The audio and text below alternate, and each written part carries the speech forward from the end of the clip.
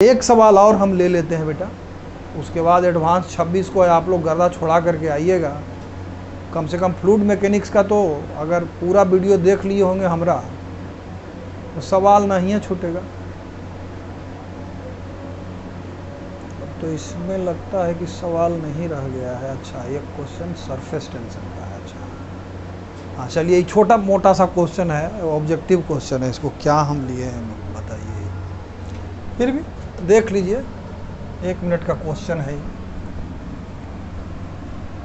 हो सकता है आप लोग इसको 1 सेकंड में बना दे, चूँकि ऐसा बहुत सारा हम छोटा छोटा क्वेश्चन ड्यूरिंग जब थ्योरी डिस्कस कर रहे थे तो हम लिए थे और उसको सॉल्व किए थे, तो इसमें कोई दिक्कत होना नहीं चाहिए। लेकिन फिर भी देख लीजिए, छोटा सा एकदम क्वेश्चन है, सब्जेक्टिव नहीं है बेटा, लेकिन आ गया तो हम क्या करें, बेचारा को लौटाना तो उचित होगा नहीं, बेइज्जती करना ऐसा। 2004 का एक क्वेश्चन कहता है यूनिफॉर्म वायर हैविंग मास पर यूनिट लेंथ लैम्डा, मास पर यूनिट लेंथ कितना है lambda, is placed over a liquid surface, the wire causes the liquid to depress by depression कितना हुआ बाई, जहाँ बाई के बारे में कहता है वेरी वेरी लेस देन है। अब ये स्मॉल है क्या है, एज शोन इन फिगर। अच्छा ये फिगर दिया है, find surface tension of liquid, figure एक दिया है। क्या दिया है बेटा, एक फिगर है, ये एक कंटेनर है, इसमें लिक्विड भरा हुआ है। जब वायर को रखा गया तो यहाँ मान करके चलिए ये वायर है, ये क्या है हमारा वायर है। लिक्विड का जो सरफेस है ना कुछ ऐसा हो गया, और ये सब फोटोकोवा में गड़बड़ हो जाता है, ठीक है। यहाँ से ले लो, ऐसा कुछ हो गया है। अब जो ए है वो ये इधर ही ए और इधर भी ए, यही ए का बात किया गया, और ये हमारा वायर है, ठीक है। ये लटक अटक ऊपर में एक तरह से समझिए, liquid to depress by, liquid का डिप्रेशन समझ लीजिए थोड़ा सा, ये डिप्रेशन हो गया हमारा, ये इस तरह से, ठीक है। ये लिक्विड सरफेस था, इसके ऊपर जब वो वायर को रखा गया तो सरफेस जो था लिक्विड का उसको क्या किया, बाई लेंथ से डिप्रेस कर दिया। क्या कर दिया, डिप्रेस कर दिया। बेटा ये नीचे नहीं जा रहा है, ये अटक गया, मतलब फ्लोट कर गया। ये किस फोर्स के कारण फोल्ड आउट किया, सरफेस टेंशन के कारण। अब सरफेस टेंशन का हम आपको क्या परिभाषा बताए थे, force per unit length is equal to S. पूछा क्या है, फाइंड द सरफेस टेंशन। तो अगर इस लिक्विड का हम सरफेस टेंशन क्या मान लें, एस मान लें, इसका फ्री बॉडी डायग्राम खींचें, किसका, वायर का, तो इसके ऊपर इसका लेंथ अगर हम एल मान लें, क्या मान लें, इस वायर का लेंथ क्या मान लें, हम एल मान लें, तो इसके ऊपर सरफेस टेंशन के कारण किधर फोर्स लगेगा, इस डायरेक्शन में फोर्स लगेगा, इस सरफेस के ऊपर है, इधर के लिए इस डायरेक्शन में फोर्स लगेगा, ऐसे लगेगा। तो इधर लगेगा, मान लेते हैं कि इधर एफ एस लगा, तो इधर भी क्या लगेगा, फ्रॉम सिमेट्री एफ एस ही लगेगा। अब देखो ये अगर थीटा हो तो एक कंपोनेंट इसका इधर जाएगा एफ एस साइन थीटा, एक कंपोनेंट इसका इधर जाएगा एफ एस कॉस थीटा, इधर से भी एक कंपोनेंट आएगा, तो ये टोटल क्या हो जाएगा 2fs कॉस थीटा, और ये इधर fs, ये दोनों तो बेटा कैंसिल कर जाएगा, और नीचे इसका लगेगा वेट, और in equilibrium 2fs cos theta, 2fs cos theta बराबर क्या हो जाएगा बेटा, mg। तो हमारा fs बराबर क्या आ गया, mg बटा 2 कॉस थीटा।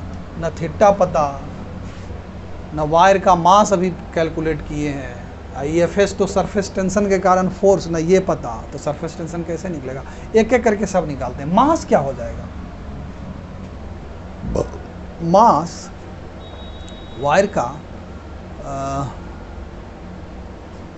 क्या कहता है, यूनिफॉर्म वायर हैविंग मास पर यूनिट लेंथ दिस। अगर हम कैपिटल एल लेंथ इसका कंसीडर करें, किसका, इस वायर का, तो मास इसका क्या हो जाएगा बेटा, एल इंटू लैम्डा।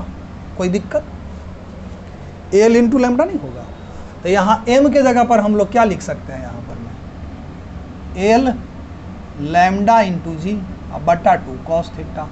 अब ये कॉस थीटा, ये थीटा है बेटा, तो थीटा भी फट से हम निकाल लेंगे। थीटा बराबर क्या हो जाएगा, ये हमारा है बाई और ये हमारा है ए, तो कॉस थीटा बराबर क्या होता है, बेस बाई हाइपोटेन्यूज। तो कॉस थीटा बराबर फट से हम निकाल लेंगे बेस बटा hypotenuse, hypotenuse by square plus a square. इसको यहाँ पुट कर दीजिए।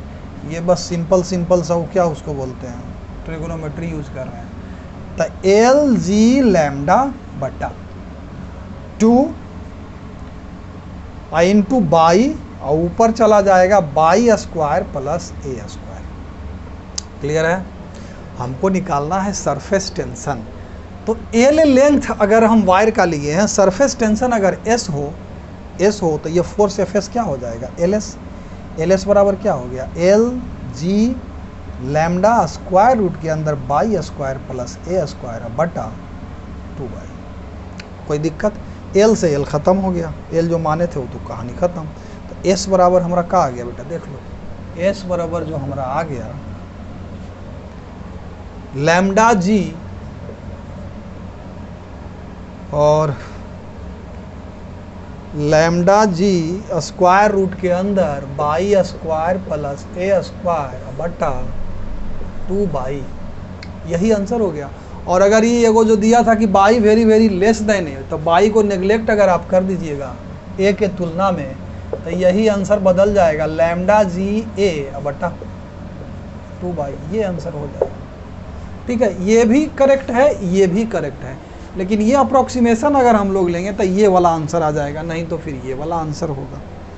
कहीं अगर कैलकुलेशन में मिस्टेक किए होंगे तो देख लीजिएगा आप लोग। ठीक है, ऐसे होना तो नहीं चाहिए। ठीक है, तो इसमें कोनो यहाँ पर हो सकता है आप लोग कंफ्यूज किए होंगे कि कैसे कैसे आप कर दिए सर, तो ये थोड़ा सा मोटा कर दिया वायर को, ऐसे है वायर ऐसे। ठीक है, ये यहाँ मान लेते हैं कि यहाँ से, तो ये सरफेस इसके कांटेक्ट में, तो ये इधर लगाएगा फोर्स, ये सरफेस इसके कांटेक्ट में, ये इधर लगाएगा एफ एस, यही तो हम एफ एस लिए थे। इसका लेंथ अगर एल हो, सरफेस टेंशन एस हो, तो एफ एस बराबर एल एस होगा ना, इधर भी एफ एस बराबर एल एस होगा ना।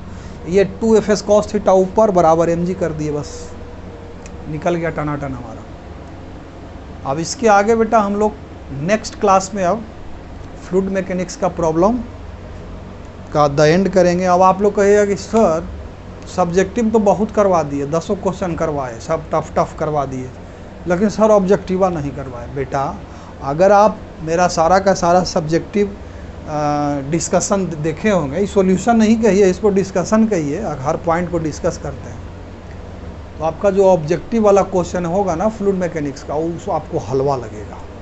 ठीक है, मेरा बात विश्वास करिएगा, वो आपको क्या लगेगा, हलवा लगेगा।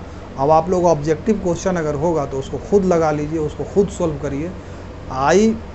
हम आश्वस्त हैं कि आप बिल्कुल आराम से उसको क्या कर सकते हैं बच्चों, सॉल्व कर सकते हैं, इसलिए टेंशन लेने वाला कोनो बात नहीं है। नेक्स्ट क्लास में हम क्या पढ़ाएंगे, मैकेनिकल प्रॉपर्टीज ऑफ सॉलिड। दे रहे हैं कि आप लोग क्या पढ़ के आइएगा, क्या पढ़ के आइएगा, कुछ नहीं पढ़ के आइएगा, पहला पन्ना जिससे भी एच.सी. वर्मा सर का, NCERT, DC पांडे, किसी का भी, बस इतना समझ के आइएगा कि अगर किसी वायर